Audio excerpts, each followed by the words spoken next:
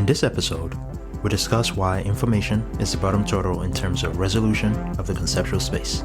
Welcome to the Bottom Turtle Podcast.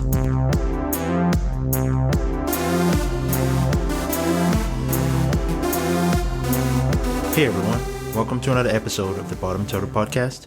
I am Oyani Onimiya. I am joined by our co-host, Dr. Shannon Ray. How you doing today, Shannon? I'm doing pretty good, man. Not bad at all. I'm excited for the fights tonight.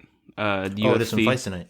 Yeah, man. I'm surprised you don't know. They got the Nigerian Nightmares fighting. Yeah, I saw a post that he had made. I was keeping an eye on Israel's fight. I think he fights in March. Yeah, he fights Jan Blachowicz for the that was kind of what I was light heavyweight too. But I don't know, man. I feel like overall I have more confidence in Usman's abilities for some reason. Not to say I don't have confidence in Israel's abilities, but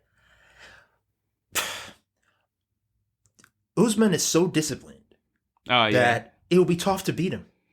Yeah, man. Honestly, I think that this fight is great for Kamaru because to me, this dude, Gilbert Burns, he's fighting is his biggest chance of losing, in my opinion. So if he wants to submit himself as like a legitimate, like a legitimate potential contender to George St. Pierre's welterweight reign, like if he's gonna get to be the welterweight GOAT, if he can beat Gilbert, he'll look unstoppable.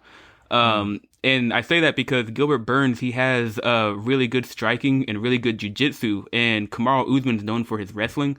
And so, can he really use his wrestling when he's fighting like a world-class jiu-jitsu practitioner? That's the thing. Okay, yeah. Because I don't know, Kamaru just strikes me as someone who is just so disciplined that I don't think he could be frazzled enough to not say, oh, you know what, this is what we're going to do now. Yeah. You know, that kind of, this isn't working? All right, then we're going to do this now. Yeah. Yeah. So, sometimes I'm a little bit more, he got this. Yeah. I'm rooting for him, man. Yeah. Because I love storylines with dominant champions. I'm like, how far can this dude take? Yeah. Like, how far can he go? Yeah. Because every time, another perfect example of that. Tom Brady.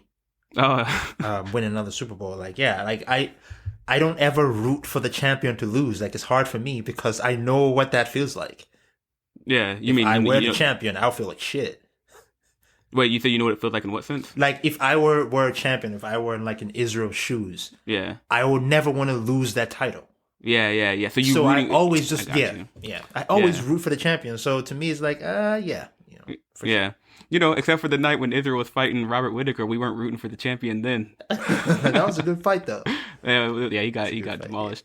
But the only thing is that I think will be interesting about this fight is Kamaru Usman, he actually left his original camp, training with Henry Hooft and all them, and he's training with Trevor Whitman, who trains people like Rose Namajunas and Justin Gaethje. And he's really known for being a smart coach and giving his, like, if you look at the footwork and the boxing of Rose and Justin, I'm hoping that he gives Kamaru kind of a little bit of that edge, because I feel like whenever Kamaru throws his punches, I feel like they're all kind of stationary and flat when he throws them. He's not like throwing them in movement, at least from my own opinion, from what I can tell. Dynamism to it. I feel you. Yeah, it's certainly because he always wants to lean into his wrestling, though. Yeah. More often than not, Yeah. So I don't know. It's gonna be a tough fight. I actually think it's a really good matchup, and that's why I'm excited to watch it. So, I'm in a good spirits for that reason. It should be fire. You got into some heat on Reddit this week. Yeah. It was on what's that subreddit? Our Philosophy of Science, I think it's called. Philosophy of Science. Philosophy of Science, yeah. And shout out to the guys on that subreddit, by the way. I think it was interaction that we very badly needed, I guess, because you always want to have pushback on your ideas or things like that, so it gives you an opportunity to go back and reevaluate your positions in different things, and to really just check the soundness of your ideas or the structure of what you're building, and your ability to communicate them to others. And kind of like how we talked about last week, that communication and being able to listen. You spoke your truth, like we said, and you were willing to listen truthfully. And I think you did a great job at that. I said, I'm sorry. I have gone back to look back on the interaction, And every time I go back to read it, I think that you handled it pretty well. Yeah. Yeah. Like I can't, yeah. Like I wonder if I would have not like lost my composure sometimes, especially, I was reading this one guy who said something like, I say this with the utmost, respect, but something like, you don't know what you're talking about. Or you're naive. You're naive and blah, blah. Like, so yeah, you definitely did handle yourself pretty well, man. I thought one of the most interesting criticisms was something like, yeah, he said something like, everyone else on this subreddit is they're trying to say it nicely, but I'm just going to be upfront. You are out of your depth. You need to humble yourself, and you can't just go around and claim that you're a physicist so you don't have to listen to other people. And I'm like, whoa. Where did you get that? Where did you get that? Yeah, and on top of that, though, the statement that everyone on the subreddit was telling me I was an idiot wasn't true. Actually, the feedback was something like, some people were just really excited and thought it was interesting. Some people, were like this person where they felt like they were basically hostile. One of the guys, I felt like, no matter what I said, I couldn't break a wall. I even was like conciliatory. Like I was conceding. I was like, oh yeah, I concede. This is what I'm doing.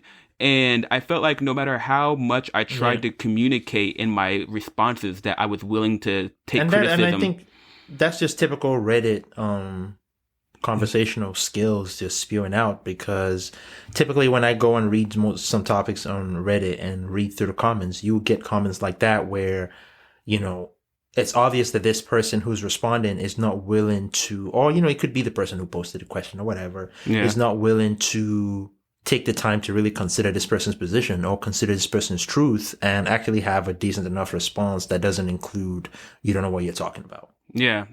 And, that conversation, so that was the only person that when I was conversing with, where it reminded me of a conversation I had in the past on YouTube, because I actually like going around the internet and having entertaining conversations with random people. You do that even off the internet. So I just love interacting with people. You get so much data. And like we were saying, you get this experience to where other people are bringing in their perspective. But it's also good because you get data on how, whenever I try to interact with people, I try to interact with them in a way that really considers their ideas and try to demonstrate to them how willing I am to engage. Yes. And sometimes what I find is that there are certain people to where no matter how much you try, no matter how much you start from a place of goodness, there's a wall that you just can't get past. But there are other people where they start off and they seem curmudgeon-y, they seem like curmudgeons that you're not going to get through. And then every time you interact with them in a loving way and you kind of go, oh, well, this is the reason why I said this, and this is why I was thinking. And sometimes you can break that shell, and at the end of the conversation, you've gained something, and it's so I'm always willing to do that. Too. Yeah. I think that's something that's important as far as communication. Go ahead. Yeah.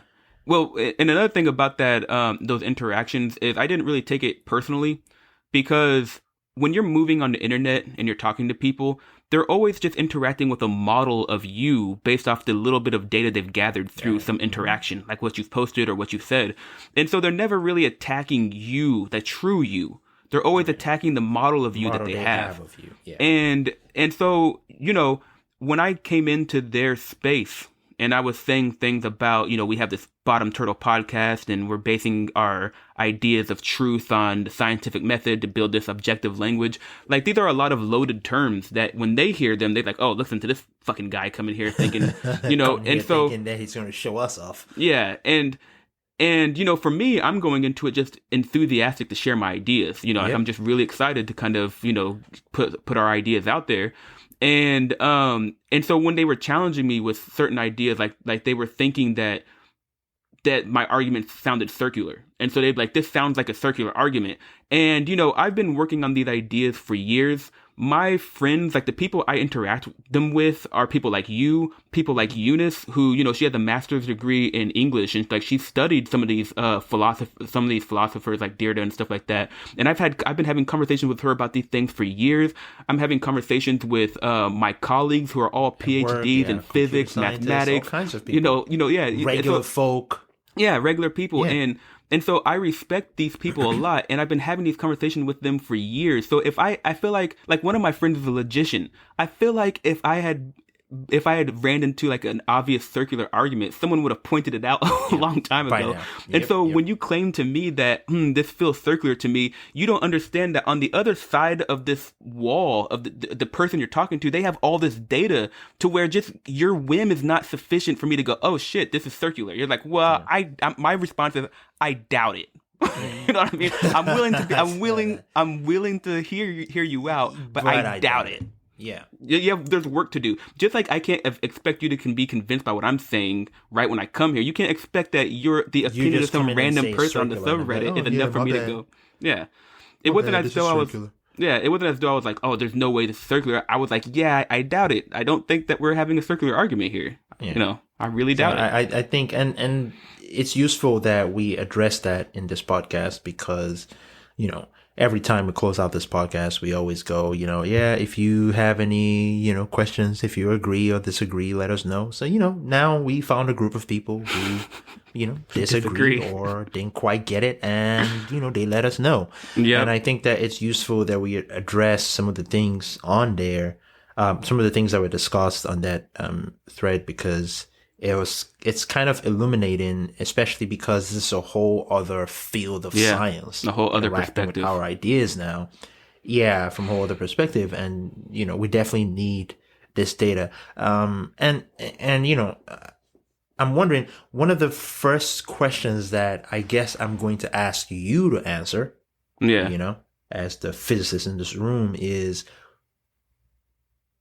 in an easy to digest way, what are we trying to do here on the Bottom Turtle podcast? So like, what is the goal with our idea? Like saying that, you know, we call ourselves the Bottom Turtle podcast because well, the thing is so essentially the thinking, as we've established in previous episodes, is that we are these beings, like as beings of mind, we are inherently trapped in models of reality that are constructed from our physical system. So we're interacting with reality and we're gathering data, and then based off that data, we're creating models. And the idea is we're trying to find a language so that a fair language, so that we can share data between other minds, so that we can get to a better model of reality. And so when we're trying to look at a subjective experience, you know, that's something that has to be addressed when trying to communicate with others. And so one thing that is independent of subjectivity is observations. So like if someone says to you, the keys are on the table, and you go over there and the keys aren't there, then you can observe that is not true. Anyone can observe that. As long as the two parties observing have... as long as they know what a key is, first off. Yeah, they have to have... Yes, exactly. They have to have a consistent language to know what it means for there to be a key. You have to have a consistent language to know... or what it means that this is the location. This is the location. It's on the table. As long as there is an ability to have a shared language to pose a question and then look at the set of outcomes, then the observations are independent of any one person. And so this is the sense in which we're saying that the language is objective, and that's the sense in which the language is fair. And this is the sense in which science establishes truth, you know? And so this is what we're trying to do in the Bottom Turtle podcast, is we're trying to use, to construct a language based off of things that can be observed independent of any one person. And this is how we are establishing truth. We're establishing it as observational truth. It is true because I can observe it to be true. Yeah. And because it's interesting to me how, you know, a lot of the responses that were on the subreddit, they argued against, you know, they argued for the fact that, you know, like this one particular guy who had said something interesting, where he said, you know, we're just picking a turtle and we're building from there. And what's interesting about that is, in a way, that's what we're doing, but we're trying, I feel like for me, my perspective is, what else is there? Yeah. Well, if not this turtle, then what else is there? Yeah, but before I want to get into that, I do want to bring up the idea of the like basically I felt like the criticisms they were giving us were something along the lines of, well, how does science prove itself to be true? How does information theory prove itself to be true? And this is where when I first started talking with them, where I think I fumbled, because I was focused on this observational truth idea, but they were focused on the question, how does science or information theory prove itself to be true? And so they were challenging me with something called the Munchausen trilemma, which is a thought experiment to demonstrate the impossibility of proving something's true. Yep. And so basically, the idea behind the podcast is that we're trying to address the problem of infinite regression when establishing truth. Someone says this is true, and someone asks, well, why is that true? And then you say this is true, and they say, why is that true? And it just keeps on going down and down and down. Mm-hmm. And so the trilemma says that when you're trying to establish truth, there are three possible flaws that will happen inevitably. One, you have a circular argument, which is one of the claims they said that we were probably doing. Which is... And that's like, it's true because it says it's true, and then you just go around in circles. Yeah. Yep, exactly. Another one is you're just going to be stuck infinitely justifying why something is true. On and on and on and on. Yep, with just infinite regression. And then the last one is that you just assert it's true and then start from there. Because it's true. Which is again, as you were just saying, another claim that someone made is like, okay, let's just why don't you just humble yourself and admit that you are just choosing a turtle and then building up from there. Yeah. And the reason why we aren't doing any of those things is we're basing truth on observational truth. And that doesn't mean that just because you observe something to be true, that it's always true. What we're trying to say is that because we are these beings of mind, we're always stuck in a model of reality. And so we're always trying to adjust our models to be as high fidelity to hard reality as possible. Yeah, as possible. Yeah. And so, and I remember something you said, I think it was the first episode or one of them, when we were discussing information theory and how the way that information is quantified, it's whenever something occurs that was unexpected. And so in one of the examples, it was something like, say you flip a coin and you've done it 1,000, you did it, 999 times, and the coin always landed head. And so you might think, oh, I know this coin is going to land head. But then you do it the 1,000th time, and then it lands tails. In information theory, that rare occurrence has high informational content. Yep. Because it's telling you that the system can do something you didn't expect it to do. Before. Yeah. And so in information theory, there's always this expectation that you're gathering data for your model, and then once you get a new outcome that you didn't expect, that then updates your model, because now the system is more uncertain than it originally appeared to be. Was before, and the difference now is that the information just resolves the uncertainty, almost. By when I say resolve, I mean now you know. Yes. Yeah. Yeah. Now you know this can happen. Now you know that you are less certain about what could happen. Yes. And that is the value of information in this. And, you could use information in all kinds of different contexts, but when you really break it down, we're talking about the same thing when we use the word information. Yeah. Because information theory, everything in information theory is posed as, how much can I reduce the uncertainty of a measurement outcome given the correlations of my system that I'm using to make predictions in the physical system that I'm measuring? So the coin is the physical system that you're measuring, and you are like say you're an experimenter and you're writing down, like you flip the coin and you write down heads, you flip the coin, you keep on writing this stuff down, and that data that you're writing on the piece of paper, that is the physical data that is correlated to your system because you can read it. So your system stores that data and then it uses that data to make a prediction about the coin. And so that's how information theory works. It is always a question about, given correlations, how do I reduce the uncertainty of a measurement outcome? So, and I think what's interesting is when we think about, when you start to go down, I guess, this turtle and start to break down an idea or a concept or whatever it is. And, like a child will go and keep asking, why, and keep going on and on. Where does language and models even come into this? Yeah. If I was someone on, this subreddit now and I post, because what I want us to actually get at today is let's get these answers out there as accurately as possible. So how does language and information and correlation all tie in together to give us a more accurate view of what is our reality? So, if it is the case that we are these beings trapped in our models, as we argued several times. They didn't like. Well, which was something they didn't like when you used the word trapped in trapped in a bottle. Yeah, they needed.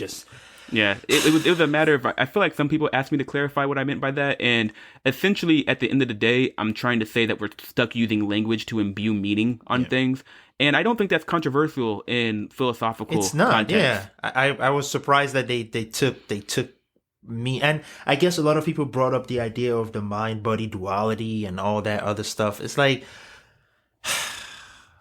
I don't know, man. Yeah, well, someone said that. Yeah, because I posted episode 3, and someone suggested like this is a very intuitive description of the mind-body duality, but philosophy has ruled that out. And I'm thinking, well, whoa, wait a minute. Like, I haven't read details about the mind-body reality. I can't just take your word for it that I'm wrong because you claim that philosophy has ruled it out, man. We actually have to have an interaction to convince me that I'm wrong. Like, and I'm going to come back at you. I'm not going to just go like, oh, I'm wrong and just move on. Like, no, I'm going to hear what you have to say and we're going to have a back and forth.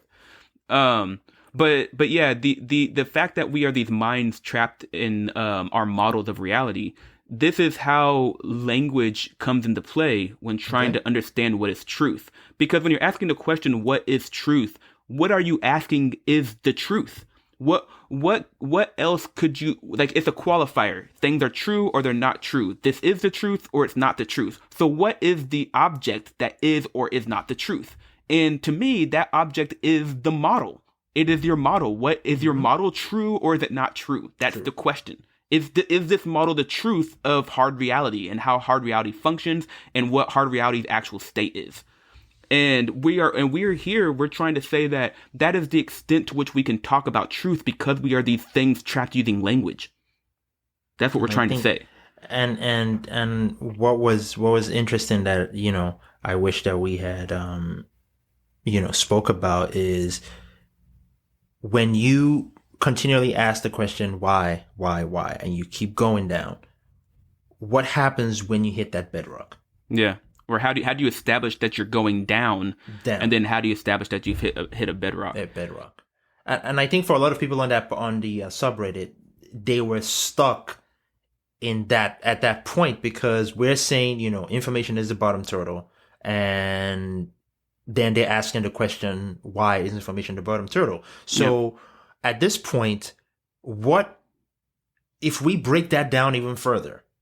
Kind of like, and I will probably get into like resolutions and things like that much later. Oh yeah, but if we break that down, brother. If we break that down a little further, what is left but the correlation between structures? Yeah, exactly. Yep. And so that's a perfect segue into the idea of resolution and in the limits of resolution. And so to kind of give a description or an idea to the audience of how resolution limits come to be. I want to use a physical example, and the point to this physical example is to establish resolution limits in a physical sense, and how language works in terms of programming matter. So we're essentially trying to, like, whenever you're trying to communicate, you have to keep in mind that you are a physical system, and the person or other mind you're communicating is a physical system. And when you send them a message, they're going to be programmed based off of their physical state. So you have to know something about their physical state to know how to program them in the way that you want them to be programmed. Because if you're interacting with someone and all you speak is English and the other person only speaks Chinese, then you don't have neither one of you have the language to interpret each other's messages. And that language is stored as actual physical matter. Like whenever someone goes to learn a language, they go and they study until they actually store the physical configuration of that language in their system. Yeah. And this applies to all kinds of language. And when we use language here, we're just talking about, a system of packing and unpacking information, basically. Yep. But in a sense, this applies to all kinds of language. This could extend as far as English or Mandarin, HTML, Java, would just keep going on and on. And that's why I really love the ideas that we talk about all the time, because you could throw any idea or concept at it, and it has that flexibility enough to absorb it and give you back meaning, you know. Exactly. It has the capacity, and that's why I really do wish that, you know, as we get more and more of this information out there, people start to really use these languages, because there's a level of precision that, you know, mathematics and physics provides that is needed in these conversations. And I'm sorry. No, go ahead, man. Go ahead. Okay. So what I was saying is, man, I feel like we're behind each other a little bit. But anyway, so what I was trying to say was, you had mentioned something a few minutes ago where you said that, you know, for you to be able to, you know, program someone, and by programming I mean it could be as easy as, you know, you passing a message. Say, I heard that your sister did blah, blah, blah. For you to be able to pass that message on to someone that's packed in English language or whatever language it's packed, you want to dump it to this person, you dump it to them, and they have no means of unpacking it, because there is no correlation between the both of you. Or you have even no means of even giving them the language in the first place, because, again, there's no correlation anywhere. And I think this kind of segues into the billiard ball example thing we talked about. You want to go into that? And just to kind of mention on that last point you were making is, it is a matter of, for me to send a message to you such that it can be unpackaged in a meaningful way, I have to know my system has to be correlated to your system. It has to be. There has to be some correlation. There has to be some correlation. And I speak English, you speak English, there's a correlation. And the degree of correlation, it affects how much information you're able to unpack. Yep. It's called mutual information. The mutual information in information theory tells you your capacity to communicate. A perfect example of this would be like sometimes when I would hang out with Dasa's mom, and they would speak Creole. I don't understand Creole, but there's some words in there that I could pick up. So I'm getting information, but it's not on the same level as two people who speak Creole. Exactly. You know, the correlation is there. It's not a lot. You get some of the information. Now, just imagine if there was none. That's noise. It'll be random pure noise. It'll just be pure noise. Yep. Perfect example, man. Yep. And so the billiard ball example is designed to explain how information limits occur, and kind of what it means to have to know how to program. So the idea is you have two billiard balls. You know, you're playing pool, and you have the cue ball, and then you have the ball that you want to hit into a hole. And these two balls, you know, they can have some sort of they have degrees of freedom. So they can have momentum, they can have position, they can have angular momentum. And the thing is when you're playing the game, you want to hit the cue ball in a specific spot with a specific amount of force, such that you change its settings. So you're programming it. Basically, every time you hit the cue ball, you're programming it by changing its settings. And so the other ball you're trying to hit in the hole, of course, in pool, it's stationary. So its degrees of freedom, its angular momentum is 0, its momentum is 0, but its position, you know, it has some position. And so the goal is to hit that ball so that you, with the cue ball, so that you program the other ball to have some new configuration. And so before the two balls collide, they have their settings of their degrees of freedom before interaction, which is their configurations. Then they interact, and then they have new ones. A new configuration, And so you have to ask yourself, if I know the laws of physics, so assume you know the laws of physics, you know the constraints, you know conservation of momentum, you know conservation of angular momentum, like you know the things that have to be conserved when they interact, then you would think to yourself, I can predict what will happen, like the resulting configuration of these two balls, if they interact with these settings if they have these settings before they interact. Which is a crucial element in pool. If, you know, when you get to that last ball and you want to hit that black ball into the hole or whatever. The 8 ball. I'm not a pool expert, so I'm sorry, guys. But, you know, you have to, there's a level of prediction that you are making, even to the person you're playing with, where you go, 8-ball into blah blah blah hole over there. That's exactly what we're saying. Like you're predicting that, if I program this cue ball just right, and I imbue in it all of the information for it to go interact with that guy over there and program it a certain way, it's going to go that way. Yep, exactly. And the thing is the idea of a precision limit goes to, like, I know the laws of physics, but I need to know the data. I need to know the settings on the cue ball. But you have to ask yourself, what is the degree to which I can know the settings? Because if you treat the settings of the degrees of freedom as instructions that say, if it has this degree of freedom, it'll do this. If it has this setting, it does that. So these settings are like instructions for the set of resulting configurations that could occur after an interaction. And so think of them as instructions, and then think of the cue ball as a piece of paper.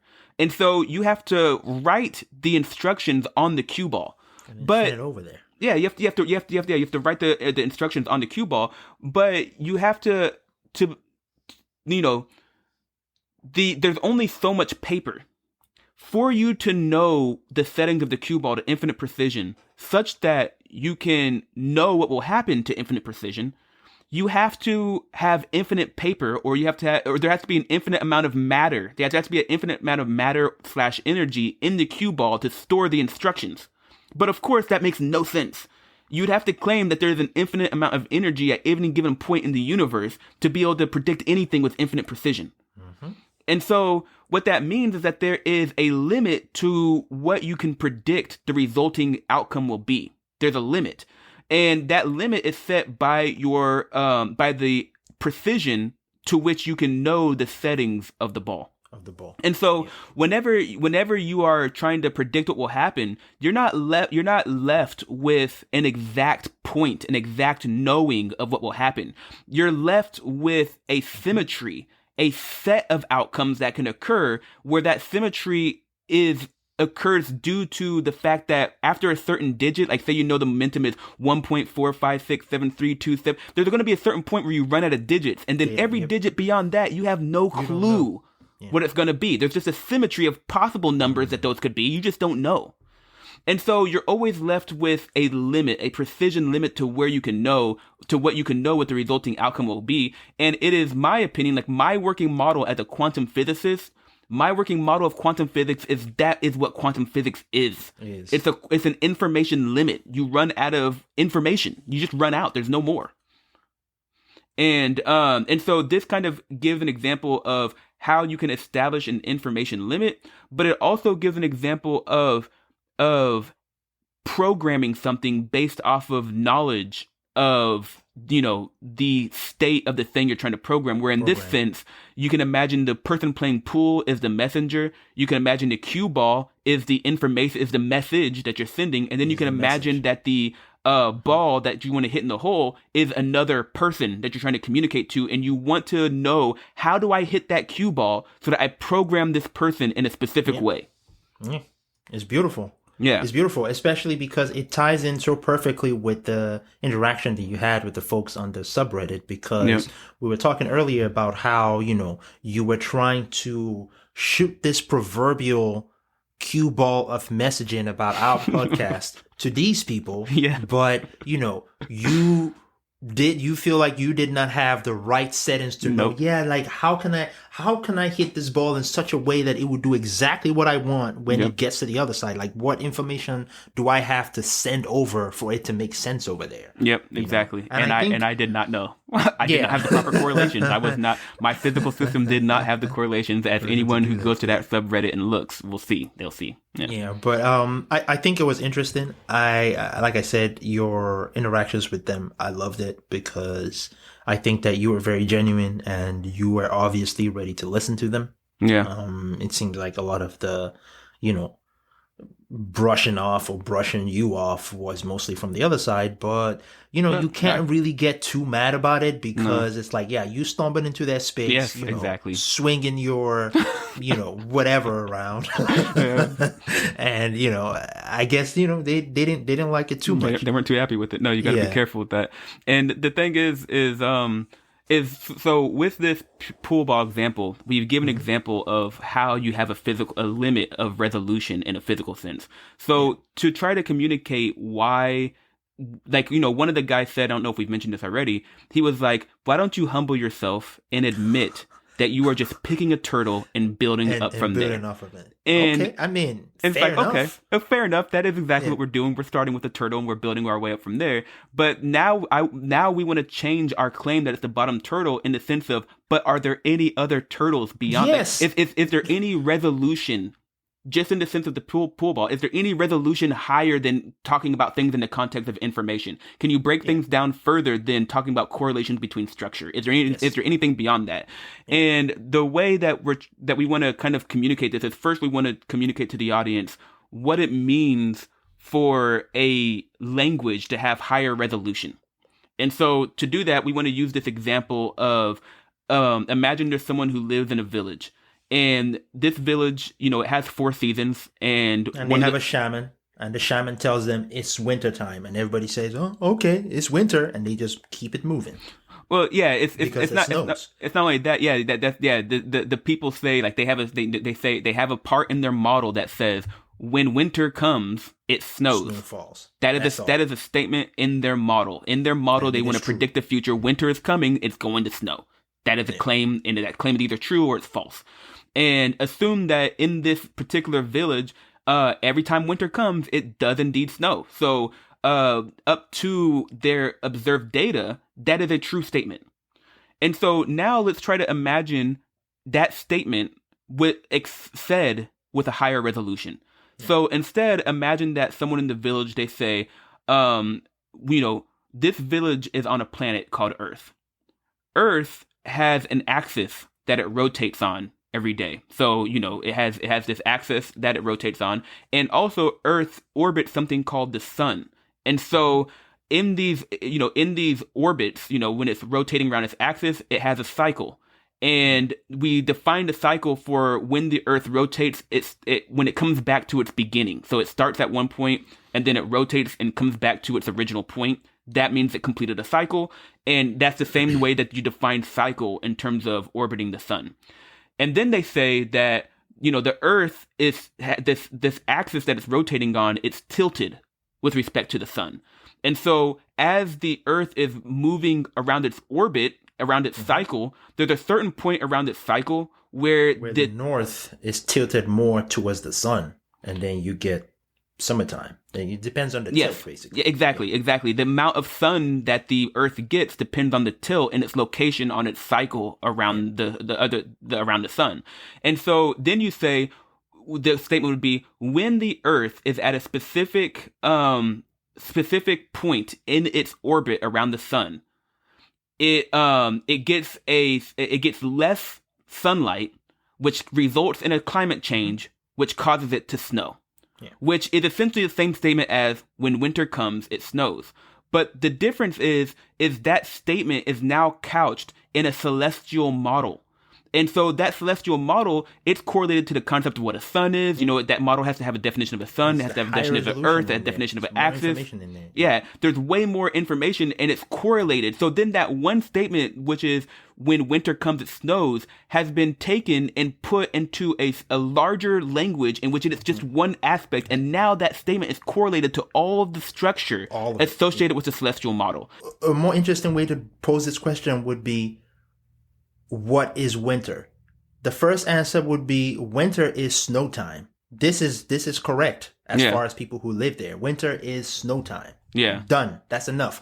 And go ahead and say, what is winter? Oh, winter is when, the earth is rotating depending on where it is in the cycle and depending on where the tilt is, and then you start going, you're breaking that shit down. Kind of you're breaking it down. Said in the other episode, you're making smaller squares and you're going on and on. Yes, exactly. And now that statement is just one smaller square in a larger division. And so you've just gone from a higher resolution, from a low resolution language to a higher resolution language. Resolution now. It's like you could see more. Yes, you can see more. Exactly, man. Perfectly said. And so what that means is that imagine that someone then breaks down the celestial model. And then they break down that model, and they break down that model. And I'm not sure because I don't know the language in philosophy, but I think that each one of these are meta languages. I'm not sure. That might be what they call them. They're gonna come for you. Yeah, they're gonna come for you. Yeah, they all gonna laugh at you. From Carrie, I remember that as a kid. But anyway, every time you break it down, you're going down to these other models that can explain the higher level.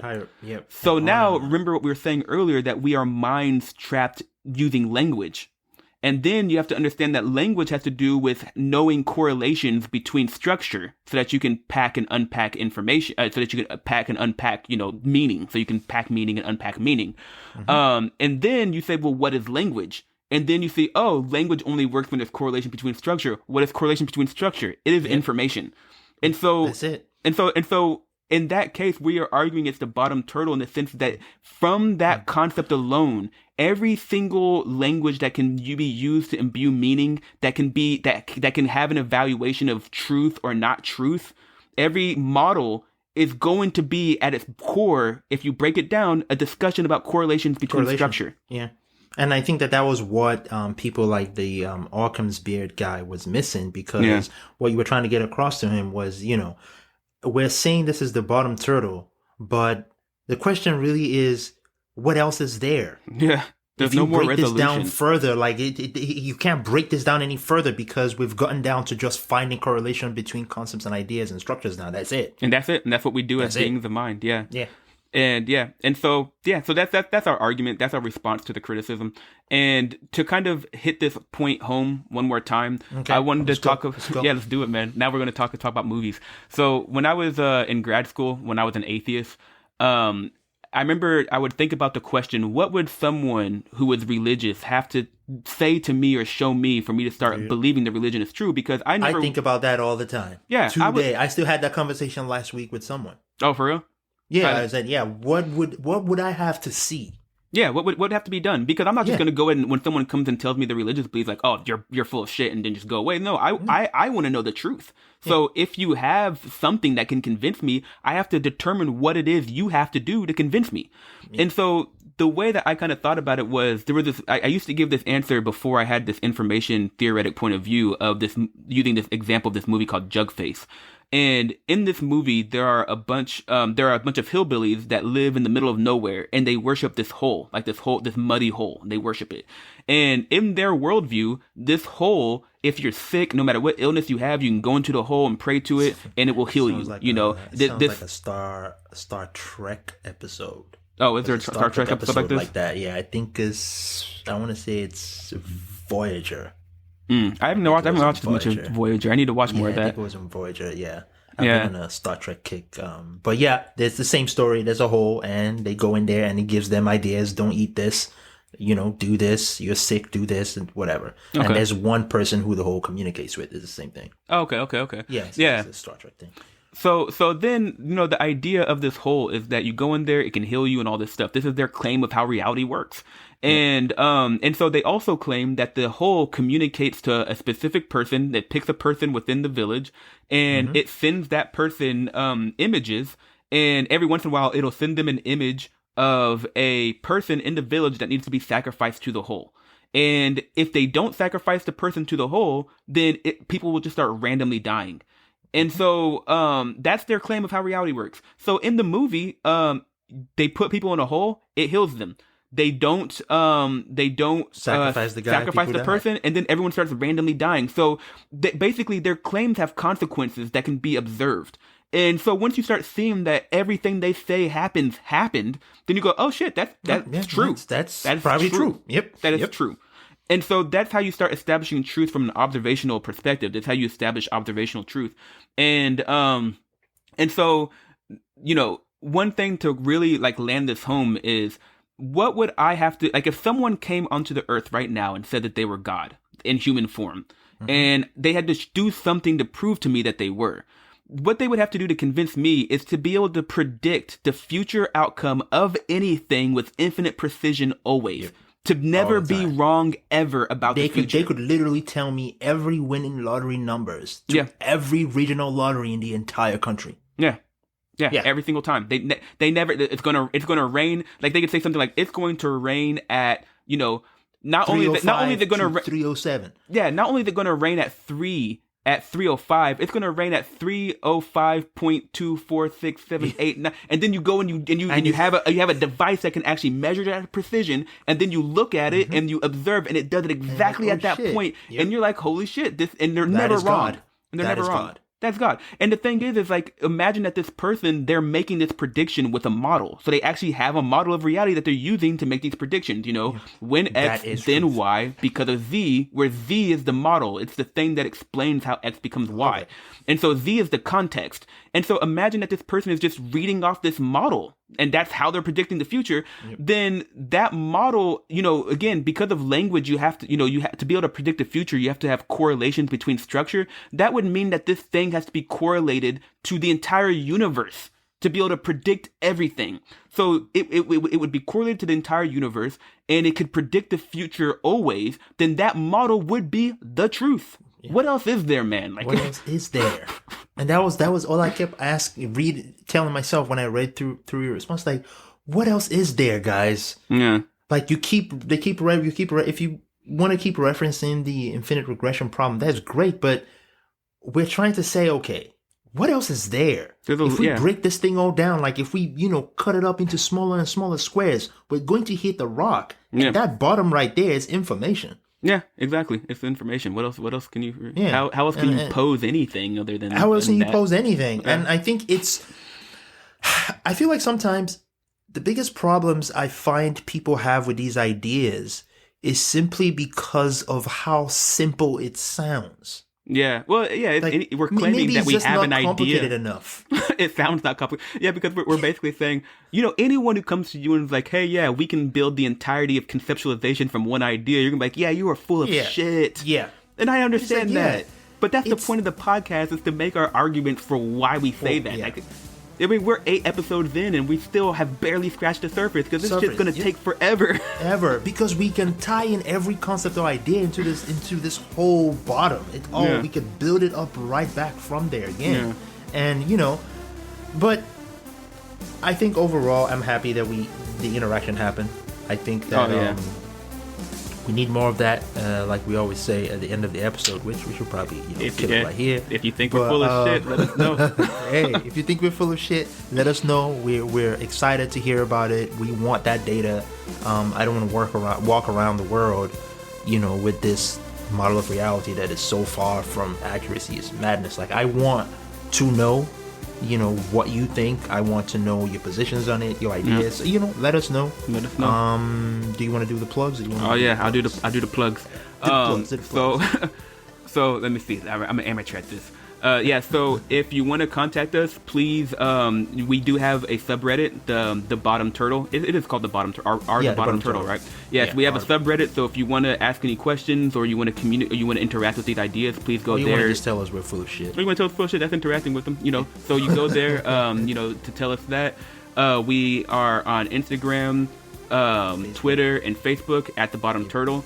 And please don't forget to share this content. Don't forget to subscribe, and don't forget to rate it, because we want to get these ideas out there, and we want people to, rate it so that it gets pushed up on the Apple Podcast. We want more and more people to start to use this language when we discuss, these types of topics, and talks about reality and meaning and language and things like that, because it helps us communicate better.